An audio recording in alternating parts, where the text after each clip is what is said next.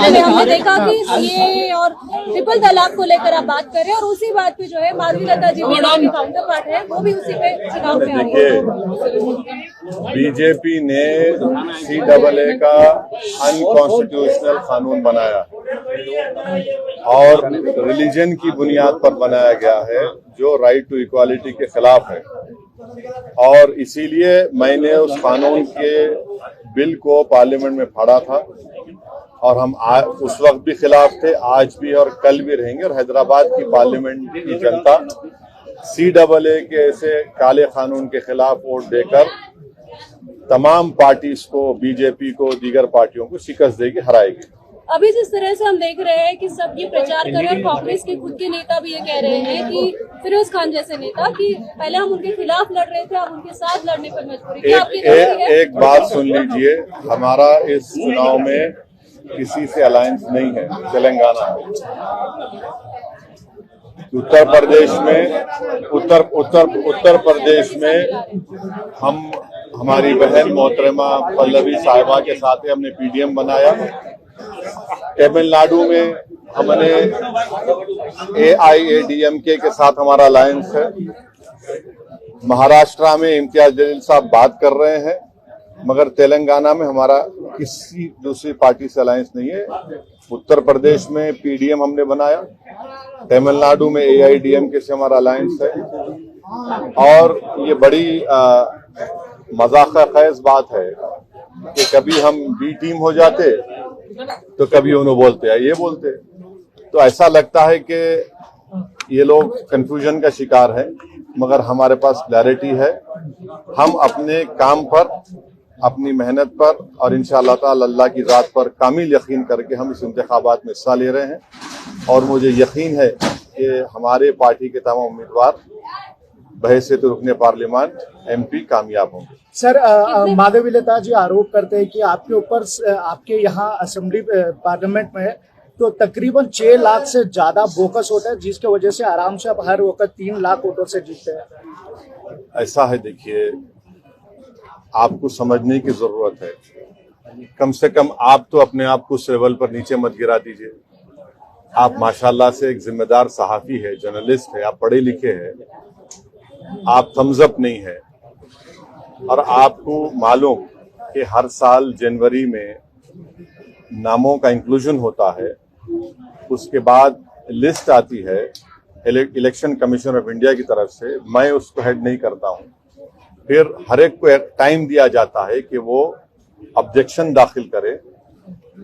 उसकी टाइम खत्म हो जाने के बाद फाइनल वोटर लिस्ट आती है। फिर इलेक्शन से पहले एडिशनल एंड डिलीशन की लिस्ट आने वाली है। अब आप बताइए, इससे मेरा क्या रोल है? और आप इलेक्शन कमीशन ऑफ इंडिया को आप गाली दे रहे हैं, इसका मतलब? तो ये ऐसा है, हर पार्टी आती है और चुनाव से पहले इस तरह की बात करते हैं, मगर रियलिटी तो कुछ और ही है। और इस तरह की बात करने से आप हैदराबाद की इलेक्टोरेट को, जिसमें बैकवर्ड क्लास के हमारे भाई हैं, दलित भाई हैं, अल्पसंख्यक समाज, मुसलमान है, क्रिश्चियन है, उनकी आप तौहीन कर रहे हैं कि वो निकल कर वोट डाल रहे हैं और उनकी वोट की वजह से सब पार्टी को वोट मिल रहे और MIM को कामयाबी मिल रही। अच्छा, अब और कुछ आपको पूछना है? सर, तेलंगाना के चीफ मिनिस्टर एक नया मुद्दा उठाया सर, जो 60 साल पहले तो गवर्नमेंट जॉब था, जो 61 ईयर्स तक था, जो वैसे हुकूमत थे। हम बता रहे कि 33 सर्विस होने के बाद उसे रिटायर कर दिया। नहीं, मैं उस बारे में पढ़ा नहीं, अभी पढ़ने के बाद ही मैं कोई तफसील बयान दे सकता हूँ, अभी पढ़ा नहीं उस बारे में। सर, ये एक मिनट, बीजेपी जो कैंडिडेट है वो आपके लिबास को लेकर कमेंट्स कर रहे हैं, तो गाड़ी रखते हैं, मुछ निकालते हैं, कुर्ता ऊंचा पायजामा पहनते हैं, इससे कोई मुसलमान नहीं बनते हैं, मुसलमान की आइडेंटिटी। तो ऐसा ही है ना, वो नरेंद्र मोदी ने भी कहा था कि लिबास देखकर पहचाने, उनका भाषण है।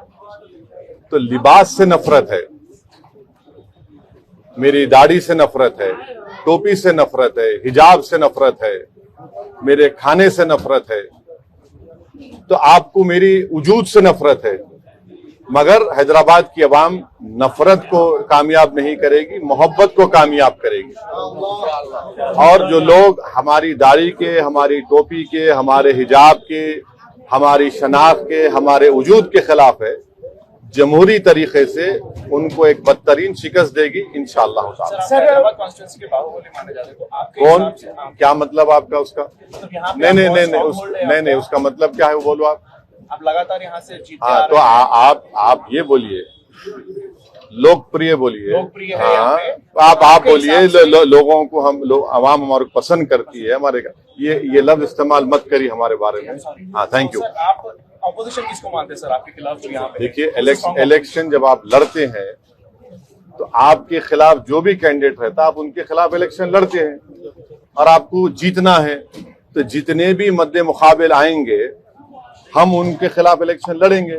अब जाहिर है मैदान में बीजेपी भी है, कांग्रेस भी है, बीआरएस भी है, दीगर और छोटी बीजेपी और ये सब लोग आ जाएंगे। तो हैदराबाद की अवाम ने हमेशा से यूनाइटेड तरीके से मुत्तहदा तौर पर मंजलिस को कामयाब किया है और इंशाल्लाह अब के बार मंजलिस को कामयाब करेंगे। और जैसा कि अभी आपने सवाल किया था कि हम आवाम से अपील कर रहे हैं हैदराबाद की कि CAA कानून के खिलाफ आप वोट दीजिए, महंगाई के खिलाफ आप वोट दीजिए, नौजवान जो बेरोजगारी उसका मुकद्दर बन गया, उनके रोजगार नहीं मिला, उसके खिलाफ वोट दीजिए, चीन हमारी जमीन पर कब्जा करके बैठा हुआ है उसके खिलाफ आप वोट दीजिए। तो ये मुद्दे रहेंगे। सर, इजराइल को लेके मोदी सरकार ने एक एडवाइजरी जारी की है वहां पर जाने वालों को लेके, इसके खिलाफ क्या कहना चाहिए? इजराइल के ताल्लुक से मैं आपको बताना चाहूंगा कि एक मिनट जरा, गवर्नमेंट ऑफ इंडिया ने खुद गवर्नमेंट ऑफ इजराइल से और गवर्नमेंट ऑफ इंडिया जो है मिलकर उन्होंने एक एग्रीमेंट साइन किया, नरेंद्र मोदी ने और इजराइल के प्राइम मिनिस्टर के साथ, और उन्होंने गवर्नमेंट टू गवर्नमेंट ये वहां पर यहां से इंडिया से वो लोग एम्प्लॉयज को लेके जा रहे हैं। मैं ये आपसे पूछना चाह रहा हूं कि जब गवर्नमेंट नरेंद्र मोदी की है तो वो इजरायली गवर्नमेंट से उनसे कॉन्ट्रैक्ट करके उनसे मंजूरी लेकर आप भारत से 6,000 इंडियन वर्कर्स ऑलरेडी इजराइल जा चुके हैं और आप एडवाइजरी देते हैं कि भाई अपना ख्याल रखिए। आप 6,000 भारत के नागरिकों को मौत के मुंह में भेजकर आप एडवाइजरी दे रहे हैं। ये किस तरह की इंसानियत है नरेंद्र मोदी सरकार की? आप फौरन नरेंद्र मोदी उन 6,000 भारत के सिटीजन्स को वापस बुलाइए। इजराइल की हुकूमत फलस्तीनियों के खिलाफ एक जेनोसाइड कर रही है, 30,000 लोग मारे गए।